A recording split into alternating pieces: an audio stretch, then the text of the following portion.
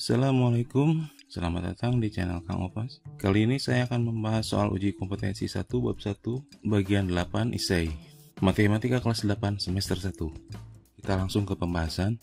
Nomor 1, tentukan dua suku yang hilang pada barisan bilangan berikut: 2, 5, 12, 31,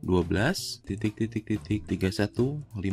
Kita amati polanya, ternyata barisan ini adalah barisan Fibonacci. Cirinya adalah di mana susunan angkanya merupakan penjumlahan dari dua angka sebelumnya. Rumus deret Fibonacci bisa ditulis sebagai berikut: UN sama dengan UN-2 ditambah UN-1.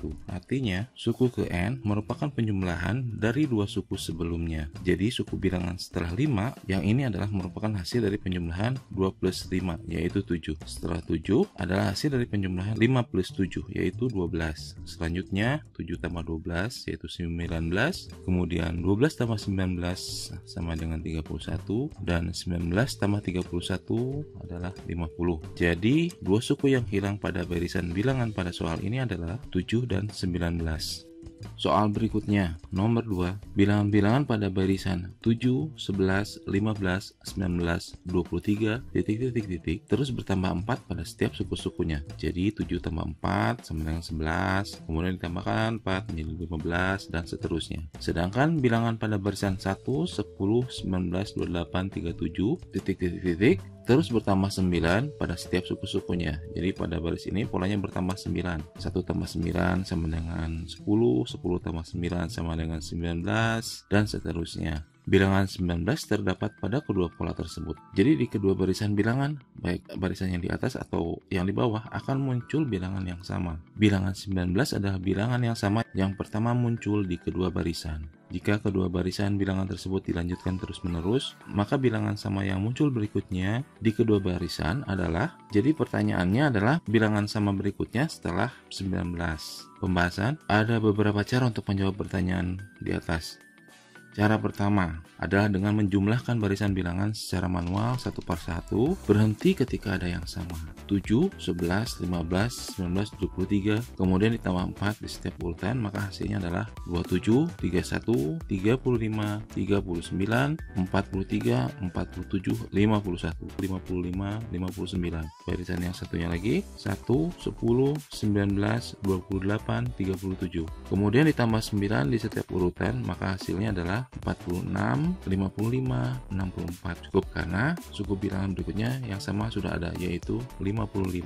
Jadi bilangan sama yang muncul berikutnya di kedua barisan adalah 55. Cara kedua adalah dengan menggunakan KPK atau kelipatan persekutuan terkecil. Bilangan pertama yang sama adalah 19, maka bilangan yang sama berikutnya adalah 19 ditambah KPK dari 4 dan 9. Mungkin ada yang sudah lupa dengan cara mencari KPK, saya akan mengingatkan sedikit. Cara mencari KPK adalah sebagai berikut. KPK dari 4 dan 9, kemudian kita gambarkan pohon KPK-nya. KPK dari 4 adalah 2 kali 2, kemudian KPK dari 9 adalah 3 kali 3. Karena tidak ada faktor yang sama, maka KPK-nya adalah 2 pangkat 2 dikali 3 pangkat 2 atau 4 kali 9 sama dengan 36. Maka bilangan yang sama berikutnya adalah 19 ditambah KPK dari 4 dan 9 sama dengan 19 ditambah 36 sama dengan 55. Jadi bilangan sama yang muncul berikutnya di kedua barisan adalah 55.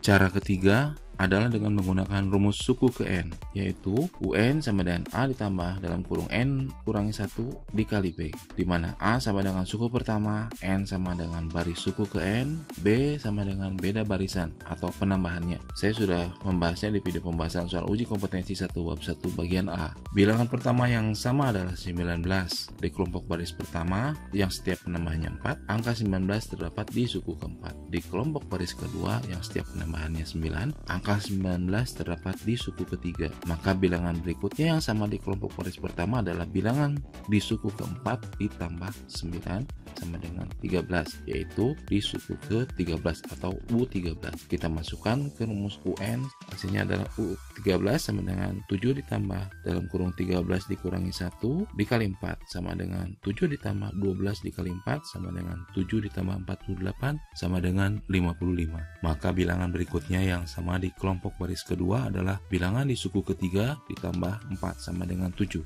yaitu suku ke-7. Kita masukkan ke rumus UN, U7 sama dengan 1 ditambah 7 minus 1 dikali 9 sama dengan 1 ditambah 6 dikali 9 sama dengan 1 ditambah 54 sama dengan 55. Jadi bilangan sama yang muncul berikutnya di kedua barisan adalah 55. Bilangan 55 ini muncul di barisan kelompok pertama di suku ke-13 dan di kelompok kedua di suku ke-7. Lanjut ke soal berikutnya, soal nomor 3. Ketiga gambar berikut dibagi menjadi segitiga-segitiga kecil yang berukuran sama. Untuk pola ke-1 ada pola persegi di mana di dalamnya terdapat 2 segitiga. Kemudian di pola kedua terdapat 4 persegi, di dalamnya ada 8 segitiga. Dan di pola ketiga terdapat 9 persegi dan 18 segitiga. Untuk soal A, gambar tersebut dilanjutkan hingga gambar 4 dengan pola yang sama. Saya ilustrasikan gambar pola berikutnya, berarti terdapat 16 persegi dan 32 segitiga. Kita lengkapi tabelnya. Gambar 1 banyak segitiga ada 2. Gambar 2 banyak segitiganya adalah 8. Pada gambar 3 banyak segitiganya ada 18. Dan banyak segitiga pada gambar 4 adalah sebanyak 32. Lanjut ke soal B. Jika gambar tersebut dilanjutkan hingga gambar 7, tentukan banyak segitiga yang terbentuk. Dari tabel soal A tadi kita bisa membuatkan polanya. Saya buatkan kolom baru, saya kasih nama pola. Untuk gambar ke-1, 2 ini sebenarnya adalah sama dengan 2 dikali 1. Untuk gambar kedua sama dengan 2 dikali 4. Dan untuk gambar ketiga sama dengan 2 dikali 9. Dan untuk gambar keempat adalah 2 dikali 16. Kita amati bahwa ini adalah sama dengan suku ke N atau UN. Jadi dapat kita buatkan rumus UN untuk soal ini adalah 2 dikali N kuadrat. Jadi untuk soal B, banyak segitiga di gambar 7 atau U7 adalah U7 sama dengan 2 dikali 7 kuadrat sama dengan 2 dikali 49 sama dengan 98. Selanjutnya soal C. Banyak segitiga di gambar 50 atau U50 adalah U50 sama dengan 2 dikali N kuadrat sama dengan 2 dikali 50 kuadrat sama dengan 2 dikali 2500 sama dengan 5000. Lanjut ke soal berikutnya. Soal nomor 4. Jika pola pada gambar berikut dilanjutkan terus-menerus, tentukan gambar yang terbentuk pada persegi bertanda X. Pembahasan. Ini adalah seperti pelajaran menggambar dan mewarnai tapi menggunakan pola. Kita cari polanya terlebih dahulu. Apabila kita amati, gambar yang ada di soal ini adalah ini. Agar lebih mudah untuk dilihat, kita ganti dulu warnanya menjadi ini, menjadi lebih mudah. Kemudian kita isi area yang masih kosong dengan gambar tersebut mengikuti pola yang sudah ada. Ini di sini, di sini, di sini, dan ini di sebelah sini. Yap, begini jadinya. Lalu kita lihat persegi yang ada tanda X-nya. Lalu kita ambil polanya. Saya kasih warna yang aslinya lagi. Nah, ini adalah gambar yang ada di area X. Itu adalah pola gambar yang akan ada di area X. Oke, kita lanjut ke soal nomor 5. Jika angka di belakang koma pada bilangan 13,568913568935 titik dilanjutkan terus-menerus. Tentukan angka pada tempat kedudukan 1/10 pangkat 40. Jadi yang ditanyakan adalah angka ke-40 di belakang koma. Kita amati pola bilangan yang ada di belakang koma. 5, 6, 8, 9, 1, 3, 5, 6, 8, 9, 1, 3, 5, titik. Polanya adalah bilangan akan kembali berulang setiap setelah 6 digit angka, yaitu 5, 6, 8, 9, 1, 3. Kemudian kembali lagi ke 5. Jadi kalau misalkan ditanyakan angka ke N di belakang koma, maka kita tinggal membaginya dengan 6. Apabila bersisa 1, maka angka itu adalah 5. Apabila bersisa 2, maka angka itu adalah 6. Apabila bersisa 3, maka angka itu adalah 8. Apabila bersisa 4, maka angka itu adalah 9. Apabila bersisa 5, maka angka itu adalah 1. Dan apabila tidak bersisa atau bersisa 0, maka angka itu adalah 3. Yang ditanyakan di soal ini adalah angka ke-40 di belakang koma. Maka kita tinggal membagi 40 dengan 6. Jadi, mari kita hitung bersama. 40 dibagi 6, 6 dikali 6 sama dengan 36, 40 dikurangi 36, sisa 4. Jadi 40 dibagi 6 adalah 6, bersisa 4. Jadi angka pada tempat kedudukan 1/10 pangkat 40 adalah 9. Soal berikutnya, soal nomor 6. Tentukan angka satuan pada bilangan 2012 pangkat 1002. Yang ditanyakan adalah angka satuan. Jadi kita perhitungkan cukup angka satuan dengan eksponennya, yaitu 2 pangkat 1002. Dan yang ditanyakan adalah angka ke 1002. Angka eksponen yang ditanyakan ya. Berarti kita membuat pola dengan bilangan berpangkat berbasis 2. 2 pangkat 1 sama dengan 2, berarti angka satuannya 2. 2 pangkat 2 sama dengan 4, berarti angka satuannya 4. 2 pangkat 3 sama dengan 8, berarti angka satuannya 8.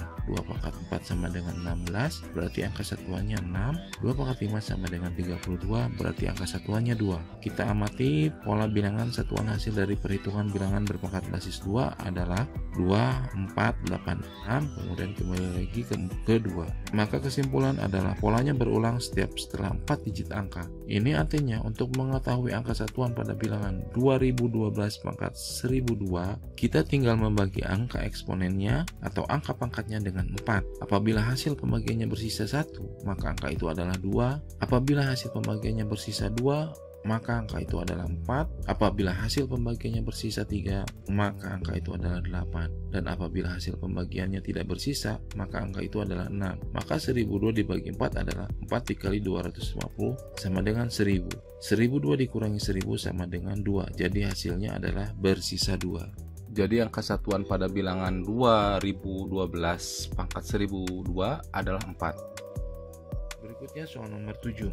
Jika angka pada bilangan 1, 0, 0, 0, 0, 0, 0, 0, 1, 0, 0, 0, 0, 1, dan seterusnya dilanjutkan terus-menerus hingga angka ke 100 dengan pola yang terlihat, maka tentukan banyak angka 0 pada bilangan tersebut. Maksud dari pertanyaan soal ini adalah berapa jumlah total angka 0 yang terdapat pada pola bilangan di atas jika barisan bilangannya dilanjutkan terus hingga angka ke 100. Mari kita amati polanya. Setiap 6 digit, angka kembali ke angka 1. Jadi dalam satu pola terdapat 6 angka, terdiri dari 1 angka 1 dan 5 angka 0. Jadi kalau misalkan ditanyakan angka ke n, maka kita tinggal membaginya dengan 6. Apabila bersisa 1, maka angka itu adalah 1.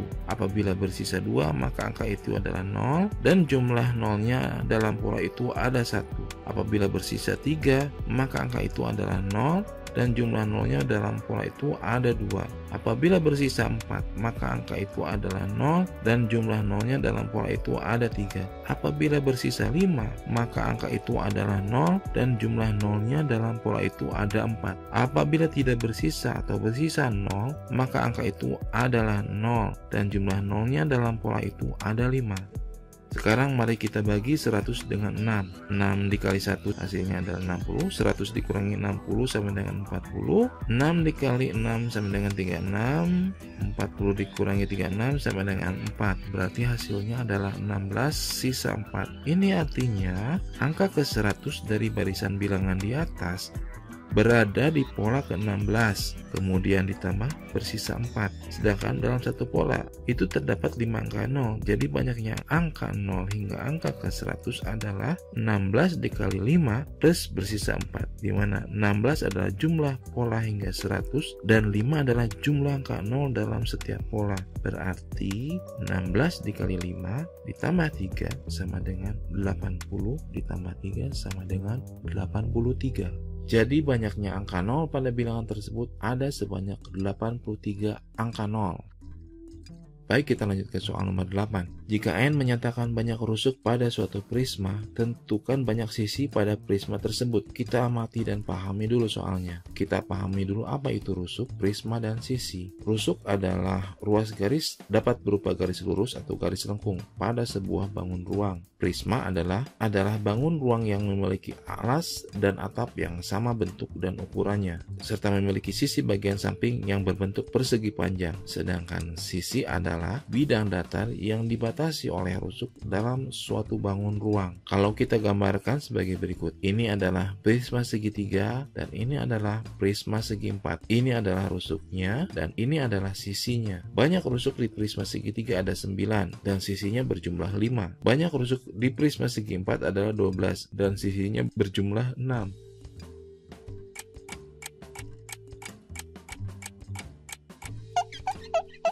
Untuk soal nomor 8 ini saya mengalami kesulitan, kecuali ada revisi soalnya. Revisi soalnya bisa menjadi A. Jika N menyatakan banyak rusuk pada alas suatu prisma, tentukan banyak sisi pada prisma tersebut. Atau opsi kedua adalah jika N menyatakan banyak rusuk pada alas suatu prisma, tentukan banyak rusuk keseluruhan pada prisma tersebut. Untuk soal A, maka jawabannya adalah sebagai berikut. Pada prisma segitiga, banyak rusuk alas adalah 3, banyak sisi adalah 5. Pada prisma segi 4, banyak alas ada 4, banyak sisi ada 6. 5 ini adalah 3 ditambah 2 dan 6 ini adalah 4 tambah 2. Ini adalah banyak rusuk pada alas suatu prisma atau N. Maka untuk prisma segi N, bila dimisalkan banyak rusuk pada alas suatu prisma adalah N, maka banyak sisinya adalah N plus 2, di mana N adalah banyak rusuk pada alas suatu prisma. Untuk soal B, maka jawabannya adalah sebagai berikut. Pada prisma segitiga, banyak rusuk alas adalah 3 dan total rusuk ada 9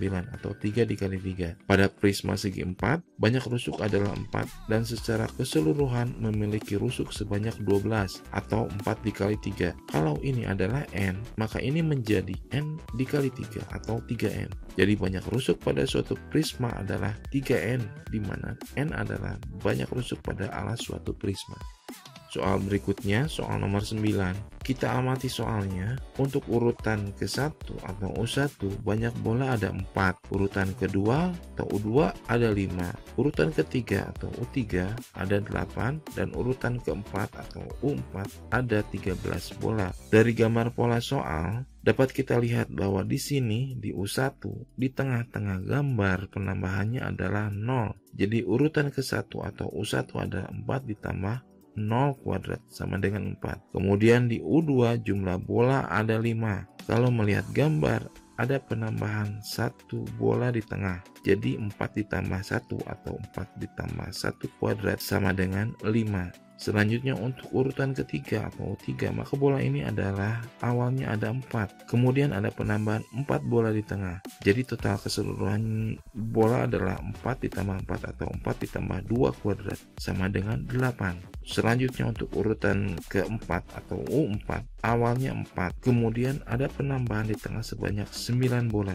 Jadi total keseluruhan adalah di U4 adalah 4 ditambah 9 atau 4 ditambah 3 kuadrat sama dengan 13 bola. Kita lihat di sini untuk U1, maka ini adalah 0. U2 ini adalah 1. U3 ini adalah 2 dan U4 ini adalah 3. Jadi apabila dibuatkan rumus, maka notasinya menjadi N kurang 1. Sehingga untuk urutan ke N atau UN, maka jumlah bola adalah 4 ditambah N kurangi 1 kuadrat. Jadi untuk bola ke-101 atau U101 adalah 4 ditambah 101 dikurangi 1 kuadrat sama dengan 4 ditambah 100 kuadrat sama dengan 4 ditambah 10.000 sama dengan 10.004. Jadi banyak lingkaran pada bola ke-101 adalah 10.004. Kita lanjut ke soal nomor 10. Jika pasangan bilangan berikut ini dilanjutkan, tentukan pasangan bilangan 100. Kita misalkan untuk baris ini N dan baris ini UN. Kita buat tabel baru. Apabila kita perhatikan, UN ini adalah merupakan hasil perkalian berikut. Angka ini akan selalu sama dengan angka N, dan angka yang ini akan selalu sama dengan N plus 1. Jadi rumus UN-nya adalah N dikali dalam kurung N plus 1. Maka untuk pasangan bilangan ke-100 adalah U100 sama dengan 100 dikali dalam kurung 100 ditambah 1 sama dengan 100 dikali 101 sama dengan 10.100. Jadi pasangan bilangan 100 adalah 10.100.